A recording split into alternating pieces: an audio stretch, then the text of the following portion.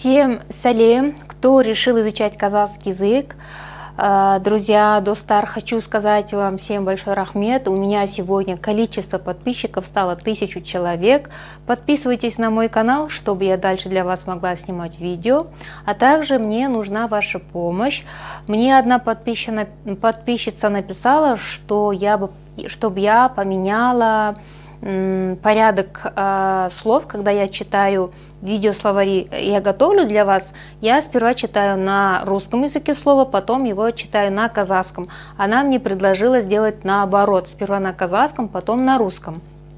И под этим видео я прошу вас написать, если вы хотите, чтобы осталось то так, как было, напишите плюсик. Если вы хотите поменять, чтобы я сперва читала на казахском, потом на русском, тогда можете оставить минус. Я тогда пойму и посмотрю и сделаю свои выводы. Сегодня у нас урок на тему «Нах осы шах» – настоящее время. Мы переходим постепенно к временам, глаголам. Мы сегодня с вами рассмотрим самую простую форму настоящего времени. Здесь используются 4 слова. Это отыр, жатыр, тұр, жүр. И еще хочу сказать, что эти слова имеют второе значение, как находиться. Можете еще использовать как находиться. Бастайық, приятного просмотра вам. Осы шақ, настоящее время, в казахском языке имеет две формы. Нақ осы шақ, собственно настоящее время, а ауыспалы осы шақ, настоящее переходное время. Мы сегодня с вами рассмотрим нақ осы шақ. Это, собственно, настоящее время, выражает действие, которое происходит в данный момент и имеет две формы – простую и сложную. Мы сегодня с вами рассмотрим простую форму. Нақ осы шақ, простая форма, образуется от 4 глаголов. Отыр – сидит, тұр – стоит, жатыр – лежит, жүр – ходит.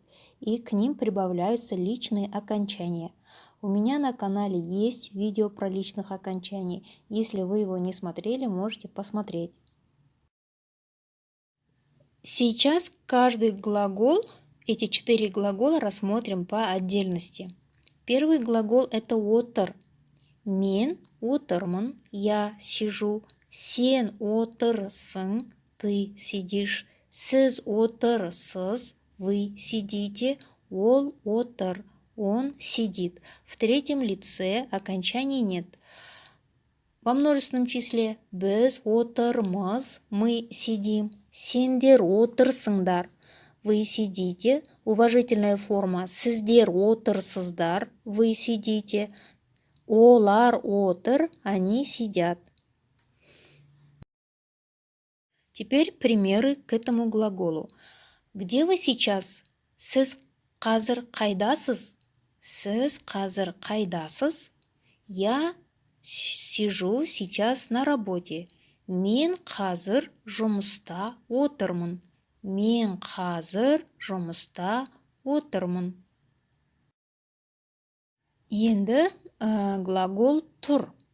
Мен тұрмын, я стою. Сен тұрсың, ты стоишь. Сіз тұрсыз, вы стоите.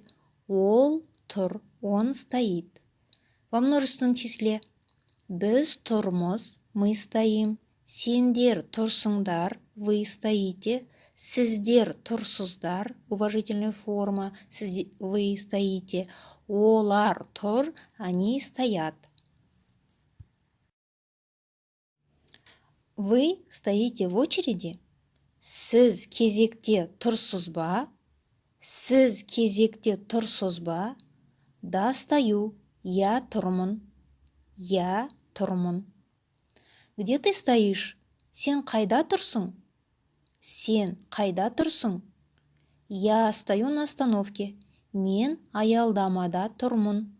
Мен аялдамада тұрмын. Жатыр. Мен жатырмын. Я лежу. Сен жатырсың, ты лежишь. Сіз жатырсыз, вы лежите. Ол жатыр, он лежит. Во множественном числе біз жатырмыз, мы лежим. Сендер жатырсыңдар, вы лежите. Сіздер жатырсыздар, вы лежите, уважительная форма. Олар жатыр, они лежат. Мы сейчас находимся в гостинице. Біз қазір қонақ үйде жатырмыз. Біз қазір қонақ үйде жатырмыз.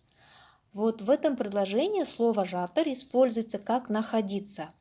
Я повторюсь, что эти 4 глагола могут использоваться как «находиться». В таком смысле могут использоваться. Келесі мысал, следующий пример. Ты лежишь на земле или на полу, да, имеется в виду. Сен жерде жатырсың, или же сен еденде жатырсың.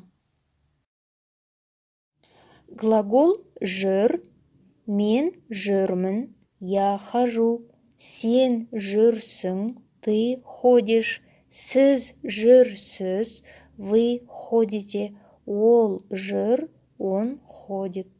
Біз жүрміз, мы ходим. Сендер жүрсіңдер, вы ходите. Сіздер жүрсіздер, вы ходите, уважительная форма.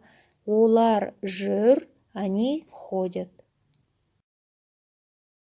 Мы ходим в лесу. Біз орманда жүрміз. Біз орманда жүрміз. Где ты ходишь? Или же где ты находишься? Сен қайда жүрсің? Сен қайда жүрсің? Я нахожусь в городе Алматы. Мен Алматы қаласында жүрмін.